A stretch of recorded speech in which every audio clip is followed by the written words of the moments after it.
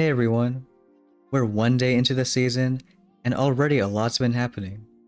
We went defense path on this account, and using tanks for the most part, but did max out warriors, even upgraded medkits because early on, it's pretty helpful to keep them alive, and now just got enough keys to open 4 engines.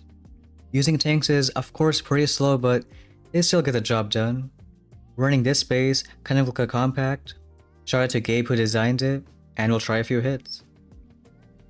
And really good news for people who especially don't have instant training, this entire week has 90% troop mania, which does affect warships.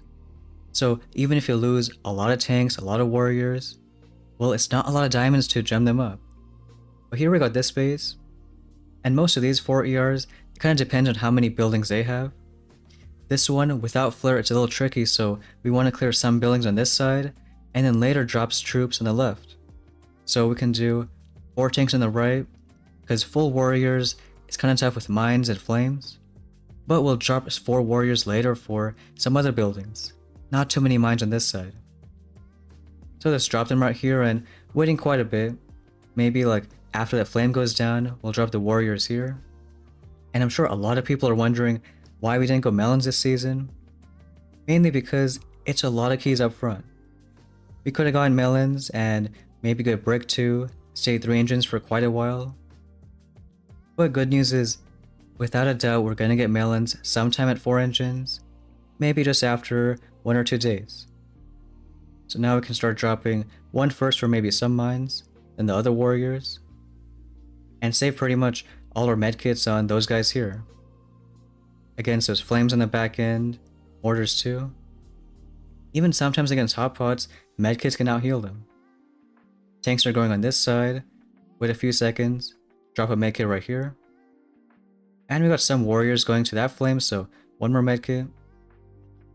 Trying to do it so we can get the most value. We'll do one more because flame's gonna take quite a while to go down. And of course it's not gonna be like a super fast time. We are using tanks, but it's probably the fastest that we can try to make it. Warriors are coming back, so we'll try to hope maybe like 3 more medkits.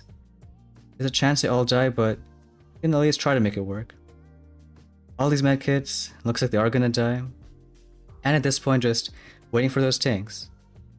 Even though we are gonna be getting super slow times, with our defense, it's usually enough for a win.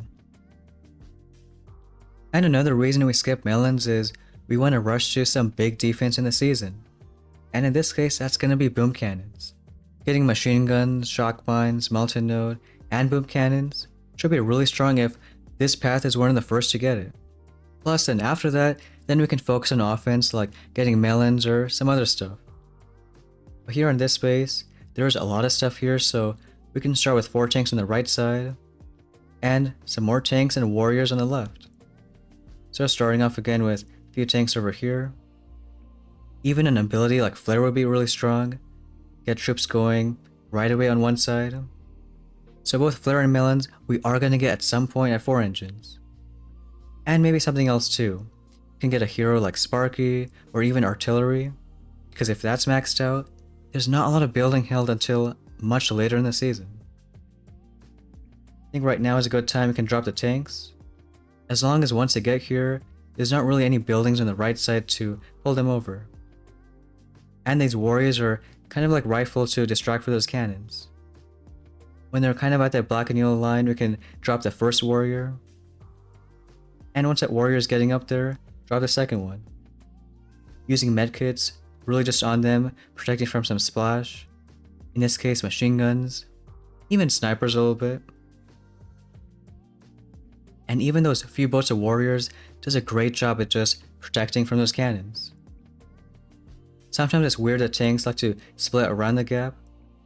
It looks like we got a decent amount over here. Maybe one more medkit and just let everything go. But in this space, at this point just about letting the tanks do their thing. It looks like that guy is not going to get a single engine, so sometimes that front compact can really pull through. And here we got some guy with shock mines, which is also pretty annoying, especially for tanks. But on these ones, there really isn't much you can do with a delay drop, because even if a bunch of other buildings die, well, this warrior would probably go to this cannon, and even if it does go left, that hotbot does a lot of damage. So what we can do instead is just do maybe 6 tanks on the right side, but 1 warrior early for those shock mines, and 1 later on for those guys right here. So dropping pretty much all our tanks and get 1 warrior going. And now just do the waiting game. If you want to make yourself a cup of tea, you can do that. If you want to watch nearly all your tanks hit a shock mine, you can do that too. Luckily and hopefully this shouldn't be a meta for too long, because again, tomorrow we should get boom cannons, and after that we can start working on offense. Flare means we can control our own troops, melon bombers mean, well, you get a nice good damage dealer, so it should work out pretty well. At least one of those warriors doing a good job clearing some of those mines. And at this point, sometimes you can medkit because, again, snipers, mortars, machine guns, their damage does add up. Otherwise, just waiting till the rest of the base gets cleared. And sometimes it can get pretty close because we're all doing really fast times. So it looks like we barely got him. And I know this meta isn't the most amazing right now, but it is only day 1 in the season and 20 more days to go. Here we have a pretty similar base, but maybe we can do something just a little different. Starting off with maybe like 4 tanks on this side, and then dealing some more over here. Those mines are pretty nasty, so don't think we can do much. So looking again, once those buildings die, 1 warrior can just be sacrificial and 1 could get this engine down. So in that case, do 4 tanks right here. Kinda want them to at least get this mortar. And then pretty soon drop 2 more tanks to go on this side, because they should be getting those 2 cannons down. In fact, we can drop them right now. And there still is a lot of cannons on this side, but in most cases it should be okay. At least we gotta hope. Can do maybe a few medkits, again mainly for the snipers and even flames, because sometimes tanks can be dumb. And over here too, doing 1 medkit for that sniper. Like we said, a cannon normally 3 shots a tank, but 2 shots if there's any snipers or other stuff around. So 1 more medkit over here. Got 1 cannon, 1 sniper. But those few tanks should get the job done. And once the cannon does go down, go ahead drop these warriors. Go ahead do 1 first, really just to dive to those mines. And once it does, then the other warrior does really all the damage. It's not really a bad split either. We got some warriors going down, rest are following along. Those few going up top, we can even do, I think, 1 medkit. They're probably gonna die, but we're lucky that mortar misses and helps out with some more damage.